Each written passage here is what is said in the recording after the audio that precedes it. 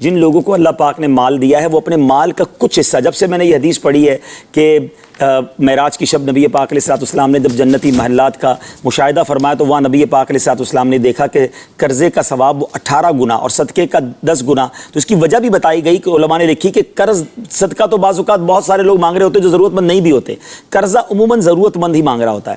تو قرضہ اپنے مال کا ایک پورشن رکھیں. آپ کے مثال کے طور پہ سیدی اعلیٰ حضرت امام علیہ سنت نے ایک بڑا پیارا اپنا طریقہ کار بتایا کہ مجھے روزانہ اتنے روپے صدقہ کرنے کا ثواب ملتا ہے. تو لوگوں نے پوچھا اتنے پیسے آپ روز صدقہ کرتے ہیں؟ تو پھر فرمایا کہ حدیث پاک کے مضمون کے مطابق جب بندہ کسی کو قرضہ دیتا ہے تو جتنے دن کے لیے وہ قرضہ دیتا ہے، مثال کے طور پہ کسی نے 1 لاکھ روپے کسی کو 2 مہینے کے لیے دیے، اب اسے روزانہ 1 لاکھ روپے صدقہ کرنے کا ثواب ملے گا. 2 مہینے بعد پیسے بھی آ گئے، 60 لاکھ صدقہ کرنے کا ثواب بھی مل گیا 2 مہینے کا.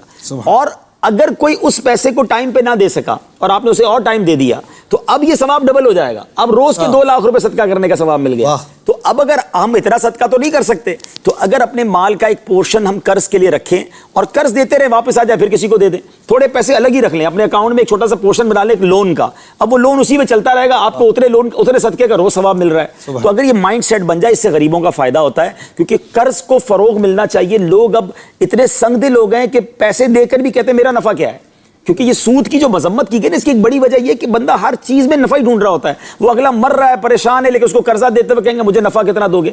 تو یہ نہیں ہونا چاہیے. قرض کا ایک پورشن ضرور ہونا چاہیے. اور پھر دوسری بات دیکھیں، اسلام اتنا کمپلیٹ ریلیجن ہے کہ اتنا پیارا مذہب ہے کہ دینے والے کو کہا کہ نرمی کرو، قرض دو، ثواب ملے گا.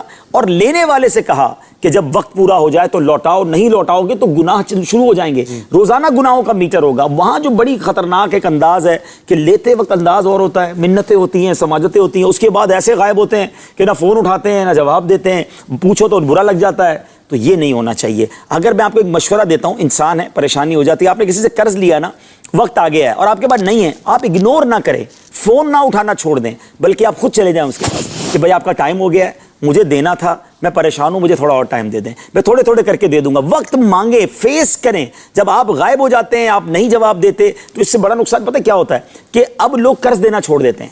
کہ کسی کے ساتھ ایسا ہوا نہ کہتا نہیں یار اب یہ نیکی کرنی نہیں ہے. تو یہ نہ کریں. آپ کے غلط ایٹیٹیوڈ کی وجہ سے قرض دینے والے بھی لوگ پیچھے ہٹ جاتے ہیں. تو یہ نیکی ہے، قرض دیا کریں. اپنے ملازمین میں آپ سسٹم بنا سکتے ہیں. آپ کو یہ حق حاصل ہے کہ آپ قرض دے کر آپ ان کے ساتھ کوئی گارنٹی لے لیں، کوئی ترکیب ایسی بنائیں کہ آپ کو آپ کے پیسے واپس ملے. یہ آپ کا حق ہے. آپ میں سے مثال کے طور پہ ملازمین ہوتے ہیں، آپ کے پاس جتنا بجٹ ہے آپ اپنے ملازمین کو دیں، ان کی تنخواہ سے آپ قسطوں میں لے سکتے ہیں، لیکن اس کا ثواب بہت زیادہ ہے. اچھی نیتوں کے ساتھ دیں، انشاءاللہ یہ ثواب کا میٹر شروع ہو جائے گا.